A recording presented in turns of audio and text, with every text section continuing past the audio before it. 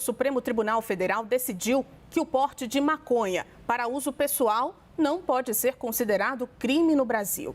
A Carol Rosito, nossa repórter em Brasília, vai explicar para a gente esse caso. Chega aqui para falar ao vivo com a gente. Boa noite, Carol, bem-vinda. Conta para a gente, inclusive, sobre uma mudança ali no teor, ou pelo menos uma mudança de rumo no voto do ministro Dias Toffoli. Foi isso que aconteceu, Carol? Muito bem-vinda.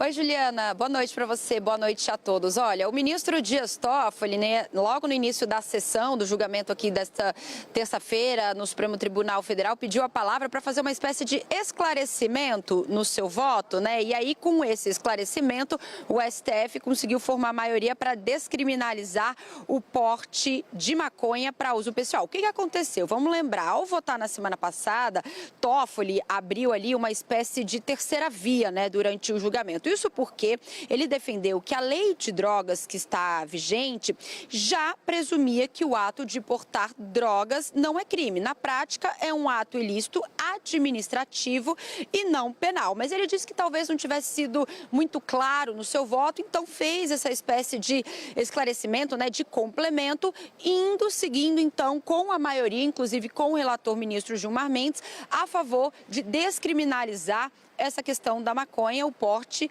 pessoal, individual de maconha. Ele até falou que isso poderia valer para outros tipos de ilícito, né, outros tipos de drogas também, mas o ministro Luiz Roberto Barroso e Gilmar Mendes também fizeram questão de frisar que o julgamento estava tratando sobre o uso da maconha. Votaram, então, com o Gilmar Mendes, os ministros Edson Fachin, Luiz Roberto Barroso, também Rosa Weber, que já tinha se manifestado antes da aposentadoria, Alexandre de Moraes, Dias Toffoli e Carmen Lúcia, que foi o último voto proferido no dia de hoje. Apesar dessa descriminalização, Ju, é importante dizer também que o ministro Roberto Barroso deixou claro, viu, que esse julgamento não trata sobre a questão de legalizar ou liberar o uso da droga. Eles estavam discutindo apenas essa questão, se o porte seria uma penalização administrativa ou no âmbito criminal. Os outros ministros que votaram, então, de maneira contrária do relator, votaram para manter a criminalização como está prevista no artigo 28 já da Lei de Drogas ainda de 2006,